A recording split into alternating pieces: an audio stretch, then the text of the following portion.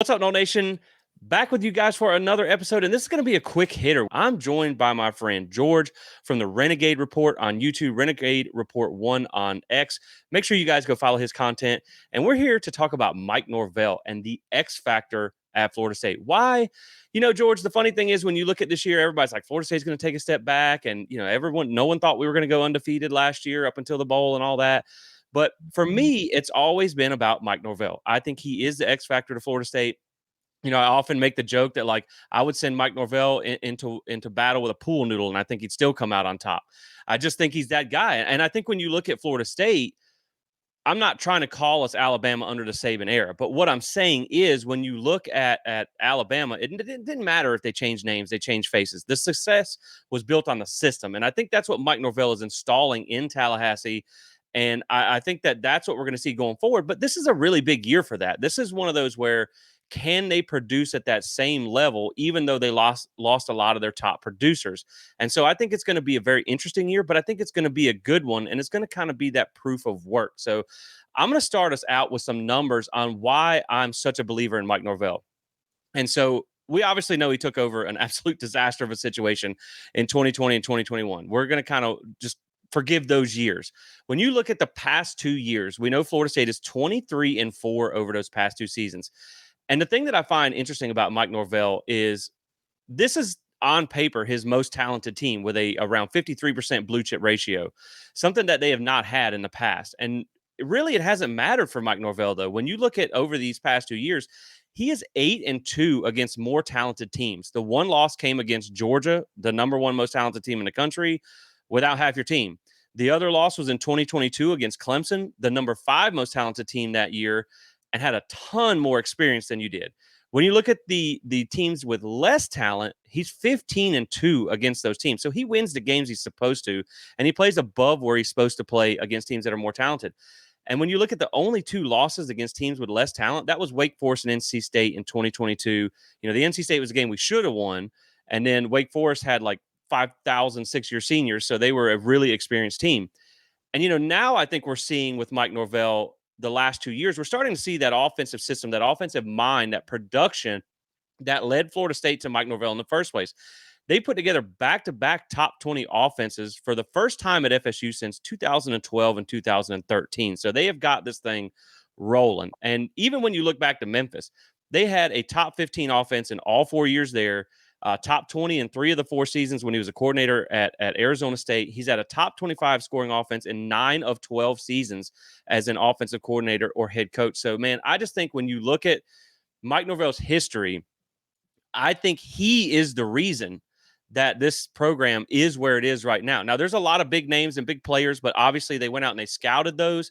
They went out and found a lot of these guys that weren't really highly targeted guys, and they turned them into household names. And so that's why I think I'm really excited for 2024, because we kind of feel like we're in the same situation. You got a lot of guys that aren't necessarily household names, some that are, some that aren't, but you got a lot of guys that you feel like are on the verge of a breakout season. And I'm going to share some quick numbers, and I'll kick it to you for some thoughts on this topic.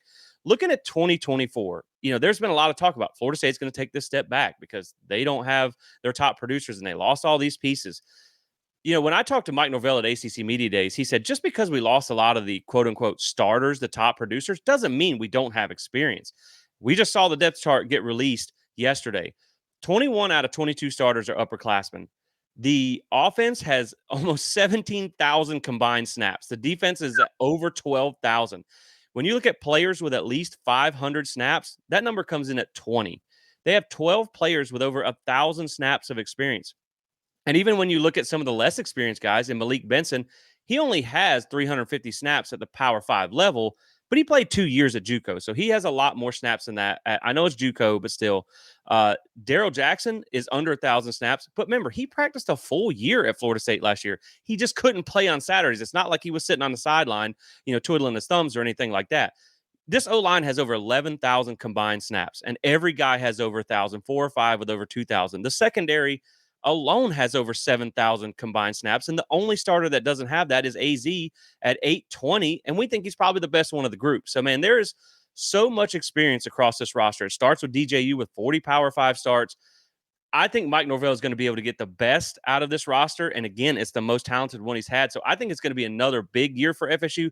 I can't necessarily say that they're going to go undefeated, but I think they're going to be a ACC championship contender, a playoff contender. And again, that's because of the system that Mike Norvell has installed, the structure in this program. So give me some thoughts on why you think Mike Norvell is that guy that's got FSU back to where they're at right now.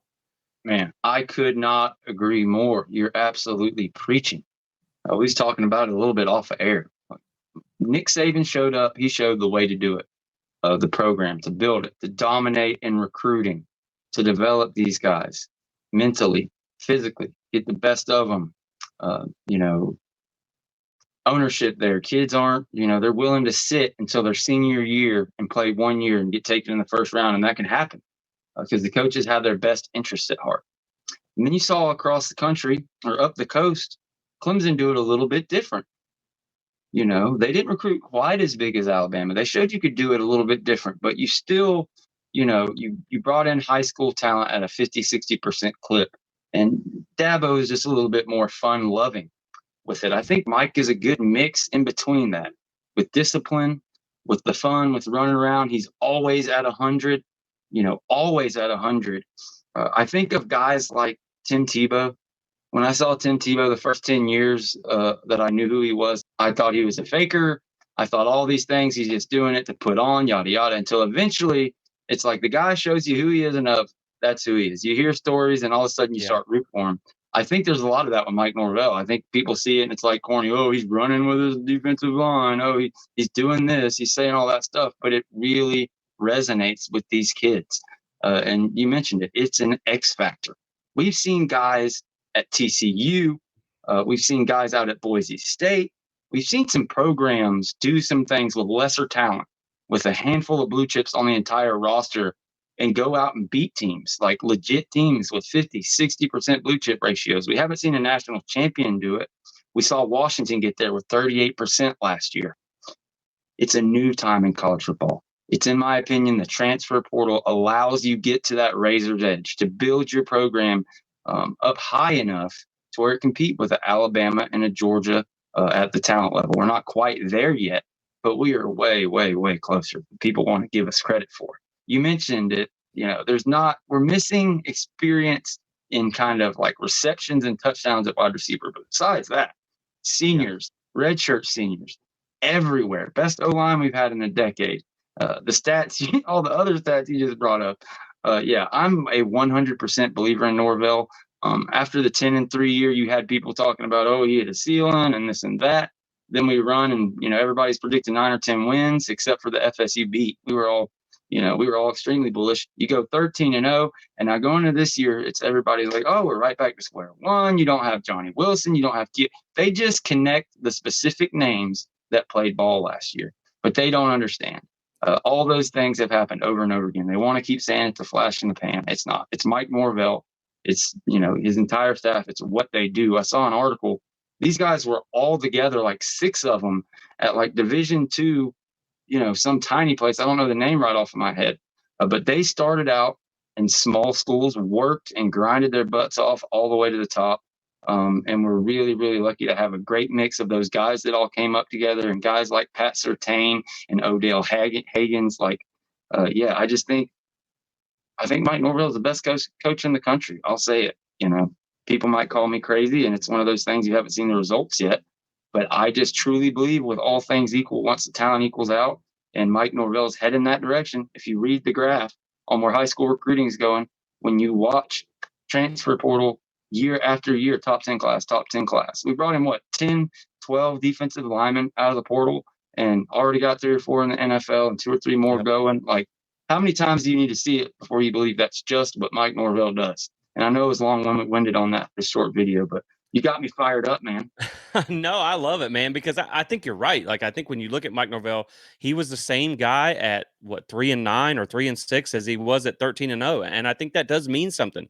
I think when you look at the staff that he's built around him, I mean, Adam Fuller has Florida State with back-to-back top 20 defenses, and everybody doubted Adam Fuller when they hired him. You look at Patrick Surtain, that's been a home run hire. Alex Atkins, a home run hire. I mean, they have consistently made good hires. A lot of people kind of crapped on them early on the way they did the portal stuff, but it's like I thought it was really ahead of the edge, ahead of the competition, where it's like, it's like going to an NFL team and saying that, oh, we're only going to take players out of the draft. We're not going to take free agents. I thought it was insane. And so now you've seen other teams adopt that method too to try and get successful. When you talk about like a Louisville, an Ole Miss, even, you've seen some of the bigger programs like a Georgia or an Alabama start to take a lot of these transfers because they know that it can help you win now while you bring up the other side of that program, the recruiting, the talent floor.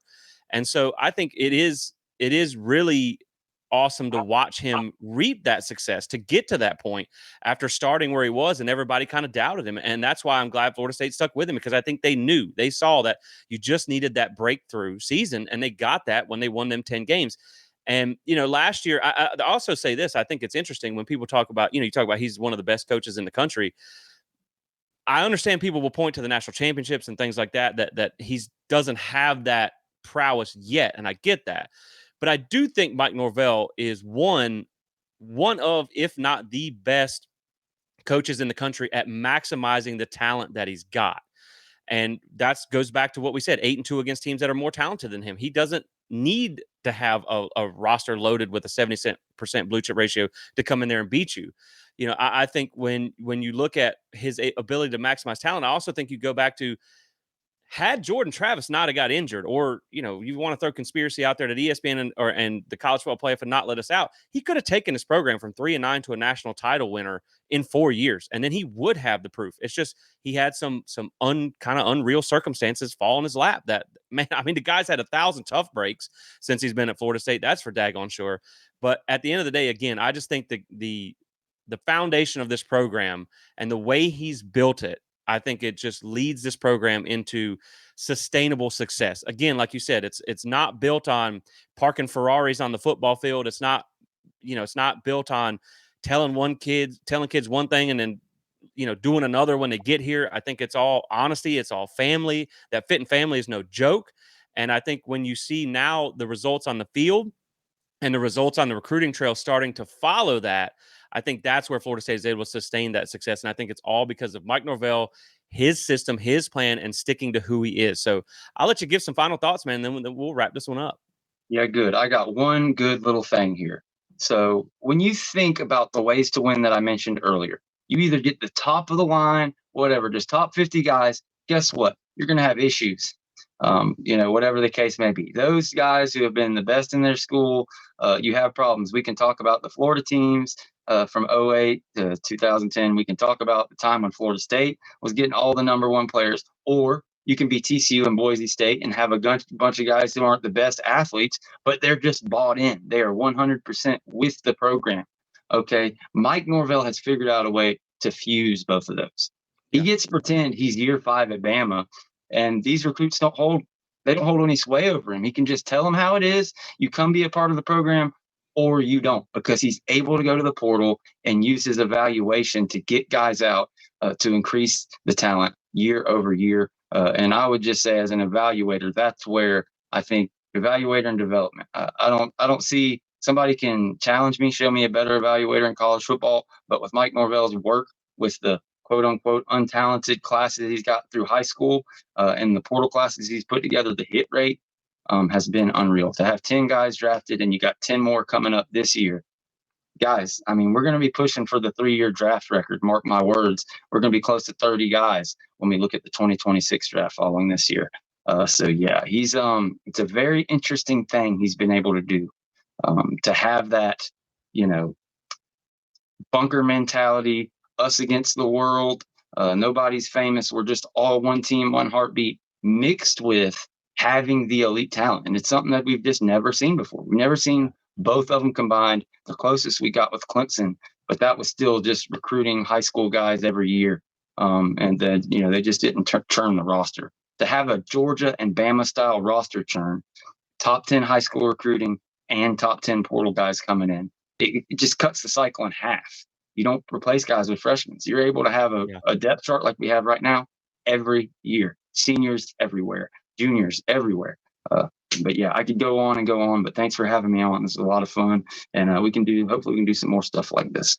Oh, for sure. Yeah, man. And just my closing thoughts is I think you're right. It turns into a reload instead of a rebuild situation when you have a coach who can do that. And, again, like you said, I think you have the talent and then you also know how to use it. I mean, you can look at guys like shout out Jimbo has that top 5 roster at Texas A&M and can't win 7 games with it. You look Mhm. at Mike Norvell has yet to have a top 10 roster and is 23-4 in the last 2 years. So, I mean, it tells you that he knows how to win, get the most out of his players and to win with what he has.